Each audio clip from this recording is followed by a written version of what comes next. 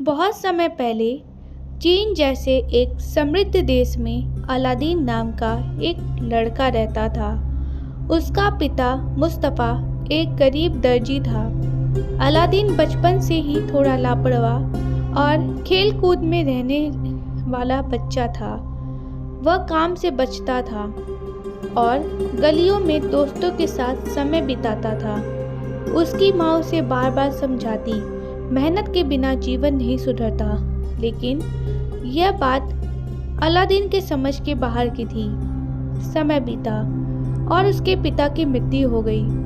अब घर की सारी जिम्मेदारी उसकी माँ पर आ गई। वह सूत काटकर किसी तरह घर चलाती थी, लेकिन गरीबी दिन ब दिन बढ़ती जा रही थी। एक दिन शहर में एक अजनबी आया। वह असल में एक शक्तिशाली जादूगर था, जो दूर देश से एक खास जादुई चिराग पाने आया था। उसने पता लगाया कि वह चिराग केवल अलादीन ही ला सकता है। जादूगर ने अलादीन को देखा और उसे बहलाकर कहा, मैं तुम्हारा चचा हूँ, तुम्हारे पिता का भाई। उसने मिठास भरी बातों से अलादीन और उसकी माँ का विश्वास जीत लिया। कुछ दिनों तक वह उनके घर आता जाता रहा, उपहार देता रहा और धीरे धीरे उनका भरोसा जीत लिया। फिर एक दिन वह अलादीन को शहर से दूर एक पहाड़ी इलाके में ले गया। वहाँ उसने एक जगह पर मंत्र पढ़े और जमीन फट गई। नीचे एक गुफा का रास्ता खुल गया। जादूगर ने कहा, तुम नीचे जाओ, वहाँ एक बाग और कई खजाने मिलेंगे, लेकिन तुम किसी चीज़ को हाथ मत लगाना, बस एक पुराना चिराग उठाकर ले आना। अलादीन डरते डरते नीचे गया।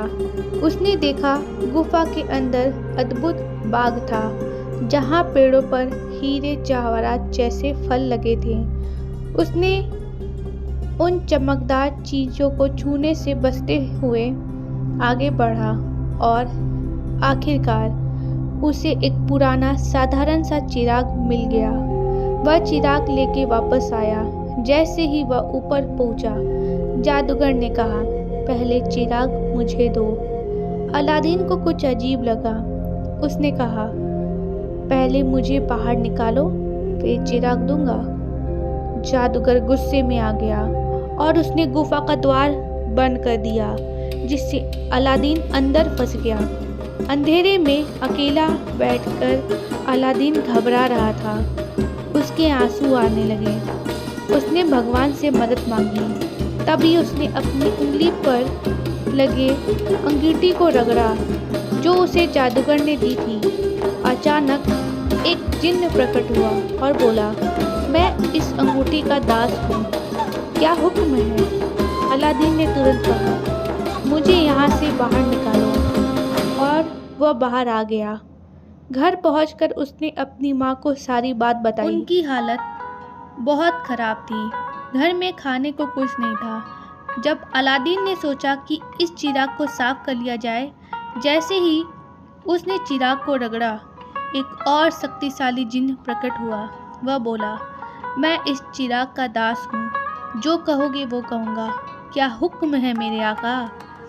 अब अलादीन की ज़िंदगी बदल गई। उसने जिन्न से खाना और बहुत सी चीज़ें मांगी और तुरंत स्वादिष्ट भोजन सामने आ गया। अच्छे कपड़े आ गए, धन दौलत आ गई। एक दिन उसने राज्य की राजकुमारी को देखा और उसके प्रेम में हो गया। उसने जिन्न की मदद से राजा के सामने विवाह का प्रस्ताव रखा। पहले तो राजा ने कठिन शर्तें रखी, लेकिन जिन्न की सहायता से अलादीन ने सब पूरा कर दिया।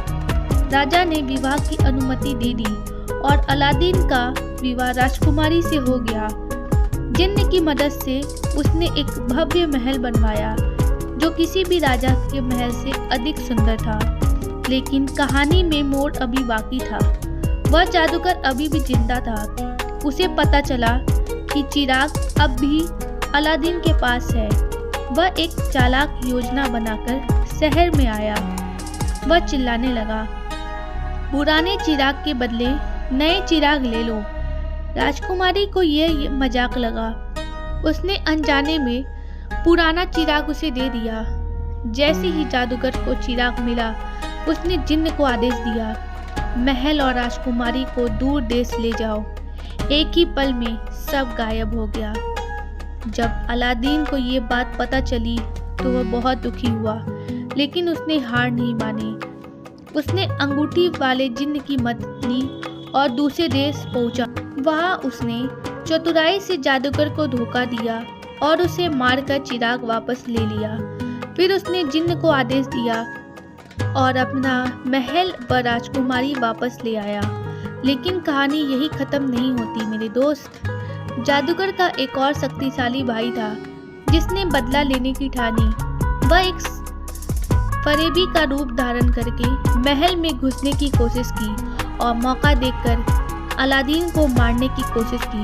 लेकिन इस बार राजकुमारी और अलादीन दोनों सतर्क थे। उन्होंने मिलकर उसकी चाल को पहले ही समझ लिया और उसे खत्म कर दिया।